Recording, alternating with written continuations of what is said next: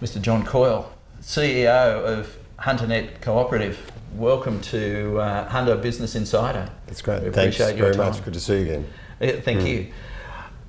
I describe your organisation as probably the most effective example of an industry alliance that I've ever had the joy to see.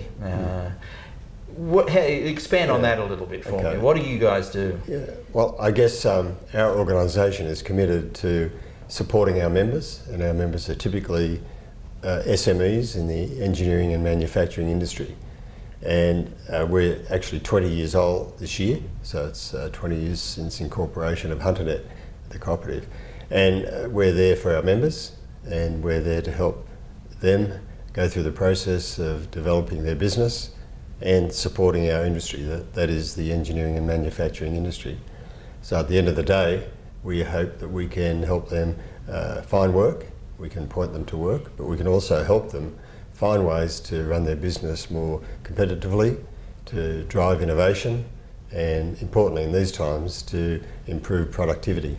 Okay. If we just pick on a couple of things there. Sure. The innovation side, how do you encourage that? Well, innovation and HunterNet go back a long way to a study we did some 15 years ago, and that showed that the typical Hunter company was not as innovative as they should be or could be, and particularly compared to other parts of Australia. So we developed a model called Innovate the Hunter, and that enabled companies to assess where they were on the innovation curve, and importantly, to set out a strategy and program of how they could drive innovation. And when we say innovation is absolutely critical to survive, particularly in these times where industry is challenged. The manufacturing industry is clearly challenged by what's going on with the value of the dollar, the two-speed economy, skills shortage, and so forth. So you need to be innovative to survive in these times. So we've been driving this for, let's say, a decade and a half, and we're seeing, I believe, good results coming out of that. You mentioned skill shortages, which is the flavour or the distress of most at the moment. Yeah. Is there something business should be doing more of, or is it left to coordinating bodies like yours to push that? I think industry was caught out, really, some time ago. People stopped training apprentices, big companies moved out of that, government departments stopped training, and we're seeing the results of that today. And it's not just Australia, it's global. And it's to do with also with the fact that there's such a demand for our mineral resources boom. It's taking a lot of skills out of the typical or traditional manufacturing trades, and they're moving out into mining and resources. So that's pushed up the price of labour. It's made labour scarce, and it's made it even harder for everyday manufacturers to compete. So it's a major issue, and it's an impediment to investment. What should we expect, and who should we expect it of to help us work through the skill shortage? Well, industry at the end of the day has to be responsible for what it does, but clearly it needs the help of the government and the resources. Massive resources go into training and education, so they have to be directed to where the need is. And we have to get kids at school to have a clear view of the opportunities that are there in our industry. And we actually have a program in the Hunter driving this now. It's called the ME program. It's a federal government program, and it's managed by RDA, Regional Development Australia, in the Hunter. And that's to get kids at school to make sure they make the choices of subjects that will keep the door open for any career path in our industry, be it tertiary or vocational. So that's an example of a program that works. Group training companies, and we have a HunterNet group training company, they have a role to play, particularly for small SMEs. Hard for SMEs to get apprentices. It's okay for the big companies who are geared up for that, but small companies can use group training companies like our own to help in that process. But it can get a bit tough at times when you lose people who have just graduated or completed their trade and move out and go for a big job in mining. Yeah. Indeed, and the Hunter is in an extraordinary position when you think about, at one end of the valley you have a draw on skilled people, and significant salaries being paid to those people who go and work in the mines. Sure. And then you're balancing that down at the harbour end. Yeah, well, a lot of companies throughout the Hunter are servicing and supporting the mining industry. It's not just mining itself. Mining is actually a relatively small employer, but it's the support industry around mining that's been so important to the Hunter. And in the last decade, we got through the GFC better than most, and you have to put that down to the mining industry. Do we understand enough of the dynamics there? If you're such a critical player, do you put a percentage on mining related and non-mining related manufacturing in the Hunter? I don't think it's broken up like that. Right. But manufacturing and engineering industry supports a wide range of industries, a wide range of other players. But it's clearly the growth one and the big one is the mining industry. But we have other sectors in the Hunter. We have defence, we have rail, we have infrastructure, we have the power industry, aluminium smelting and so forth. So we're blessed in a way by having such a diverse range, which has also helped us get through this last decade with high growth rates.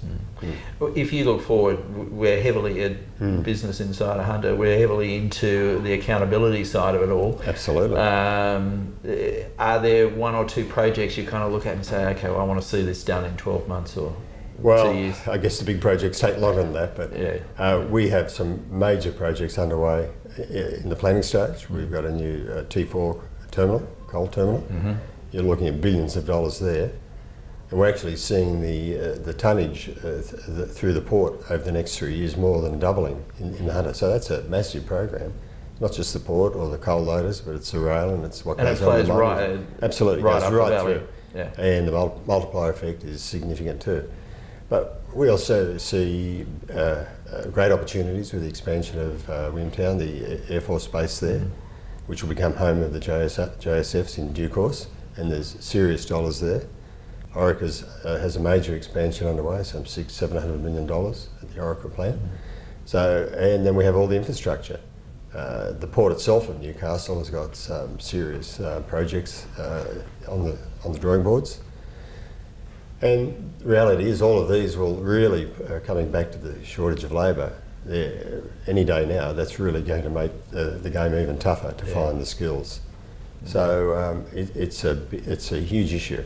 And even more so when you consider that we have 500,000 Australians under the age of 23 years of age who are either unemployed or underemployed. So we have a resource being wasted there, and somehow or other we have to be able to do something about that. Engage with them. Yeah, get them work. You know, that's something that we see as key. Yeah, we talk, and we've talked to Todd Williams about the very fast train, and the RDA and the Hunter is taking a lead role in joining Newcastle at this stage through to perhaps Canberra and Melbourne beyond. Yeah, well, I guess anyone who goes up and down the F3 would really look forward to a very fast train.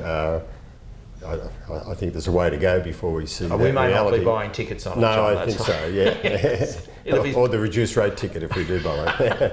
I'd like to think forward to that. So, but certainly, you know, another big issue is productivity, and productivity is stunted in Australia.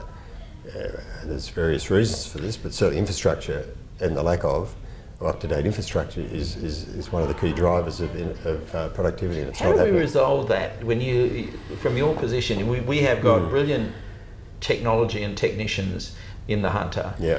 We need more money desperately to feed them. And we need the planning, and we need the money to make it happen. And it's not just those areas either. It's industrial relations. It's a whole bunch of stuff that comes together to drive innovation, and we have to do something about it because we're falling behind. But education is a key driver of innovation as well. And we're also lucky that we have organisation. We have the University of Newcastle. We have the Hunter TAFE, which is some 60,000 students. So we have these organisations at the ready to do the work. So we're on the way. We're ready. Yeah, we're on the way. And we've just got to find the funds. Well, if we have public-private, partnerships, is that the project around the coal loader that is being funded by? No, that's all private funding. Yeah, obviously the government's a key player in terms of the planning and approval process, and making sure it can all come together. But that's private funding. I guess public-private. funding ventures have had a rough decade, but I believe there's a place for them where you can learn from what's happened in the past, and I think new models are being developed. And the fact is the government doesn't have the money in many cases to meet these programs. Yeah. Such a demand on them. So so we look forward to the next stage of PPPs. Okay. The alliance, the power of alliances within HunterNet is a critical part of your charter. Yeah. Do you see evolutions in that? Where can we look forward to seeing growth in those alliances? Sure. Well, the Hunter's always been an area that's known for its cooperation and people working together, and I think that's been there in its history, and we've seen it come out in organisations like HunterNet, where people actually can put their shoulder to the wheel, do their own thing, sure, but make sure they're taking advantage of other people around them, working with other people around them, and thinking about the community as well. So, and the area is just big enough to be able to manage that from the right base level. So we see collaboration absolutely critical in future development. 85% of employees work in SMEs, so SMEs can't do it by themselves. So they need to work together and work with others and support the big organisations. So we see that process continuing, and in fact later this year we're inviting other networks from around Australia to come to the Hunter, so we can talk about how we all work and what we can do together and how we can drive a bigger national picture. So in working together, so it can become I think a more powerful force as time goes on. And now is a very political question for sure. a apolitical We're bloke. Apolitical, yes. Yes, I do recognise that. But we have, I think I mentioned, the power to change anything in the Hunter by just talking about it. John, what would you like to see change in the business? I'm not going to touch personal, in the business side of the Hunter. Yeah, well, I'd like to come back to the point I made earlier. We have a lot of unemployed youth who need the opportunity to enrich their own lives and to fill the need of industry in terms of skills and the skills shortage that we know we've talked about. So if we could find a way of empowering those people and providing opportunities for those groups to get their place in the workforce, which is one of the most important areas for dignity of people, and men and women, then I'd like to see that happen. And if there's anything we can do in that space, we'd be very happy to do so. This may be also a political question. The resource rent tax, or whatever we call that. Yeah. Well, can that be a source of the funds to go back into that education?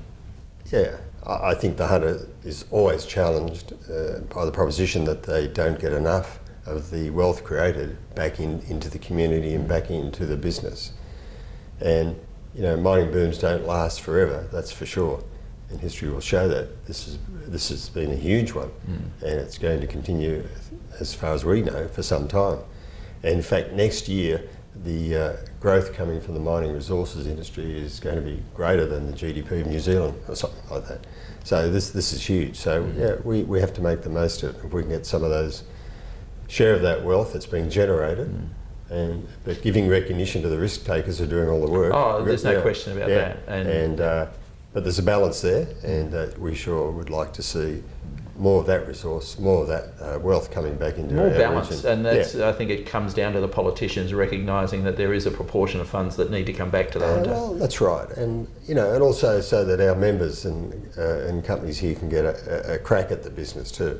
And we do have a program now helping members get into the supply chain for the mining industry, and that's important. We need more, and I don't want to personally grow your membership, but I think there should be, because you offer, and this is unpaid for endorsement, are your members increasing? Numbers, yeah? Absolutely, yeah. That's cool. I think in the last decade it's grown by a factor of 6, our membership. But it's not just numbers that's important, it's what they bring to the network, and we always talk about a two-way flow here. Members have to bring something to the network as well as receive. So it's not just numbers, it's if you like, the quality of the membership and the skills they represent and the talents they can bring to the party. There is a challenge facing manufacturing everywhere, and that is Sure. you've used the phrase, the carbon challenge. Yeah. Is that an opportunity for HunterNet, I would think? Certainly. The other side of the great wealth from the coal industry and the power generation and aluminium smelting is that we are carbon challenged. And with the carbon tax coming in, the question is, how do we manage this? What are the issues? What are the threats and risks for the future? But on the other side, what are the opportunities in clean technology? And that's an issue for us, and it's on our things to do list for sure. And we're developing some programs to help members identify what these opportunities are. In that clean space? In clean technology, we are now working with the CSIRO and various parts of the university, Newcastle Innovation, NICE, to try and understand what's going on here and to bring an action plan as to what we can do and how we can find employment and technology and innovation areas to pursue in the region, because we don't want to be caught out here. What's that discussion look like, John? Is it you create a white paper for review, or? There's already been a review carried out in this space, and with a wide range of stakeholders, the state government, the university, the trade unions, HunterNet, and so forth. And so we have a starting point in that we're just going through a debate now as to where do we go from here, how do we drive it forward, and RDA will play a role in that as well. But HunterNet will hopefully play a key role, certainly amongst our members and others, as to define what these opportunities may be and then have a plan how we could pursue them. Because there is no doubt there are significant opportunities there, but it is one voice that will get those opportunities through. Well, that's right, and the stakes are big, the dollars are huge in terms of some of this development. We see companies now with some those in the mining industry and so forth, who are coming up with some great ideas, but as always the case in Australia, bringing those ideas to market, commercialising them and protecting our IP, that's we're not good at it. Another challenge. Challenge, opportunity, but it's there. So so we're certainly keen to see some progress in this critical area in a pretty short period of time. Talking about all of government, and you have more, or we have more than most. You have more than most, to get an amalgam of solutions. How does HunterNet manage that relationship with three tiers of government, one of which delivers you 11 or 12 or 13, 14 councils? Well, I get HunterNet's always had a close relationship with the state government, and that's continued for 20 years. And so today the Department of Trade and Investment works very closely with us, and we continue to do so. So that's fine. And the federal government, we also have close relationships through Enterprise Connect and other branches of government. So that works well. Local councils, I guess we don't see that much of there are some exceptions. Certainly in the Upper Hunter and in the mining regions, we work with those people. But at the end of the day, we're not political, we're apolitical, and we just help where we can, and we push on behalf of our members if there's an issue that they think is important or they want to connect to a level of government, then we'll use our best endeavours to assist in that. They don't always get what they want, but sometimes having the opportunity to talk about it is a good step forward. At least it clarifies things. That's right, but certainly government is a complex relationship. A lot of our taxes all of our taxes go to them, and we try to get back what we can in the interest of our members and the community and our industry, of course. Yeah. We appreciate your time. That's we been want to a get you pleasure. back It's nice soon. to see you again. Okay. Thank you. Great. Thanks a lot. Thank you.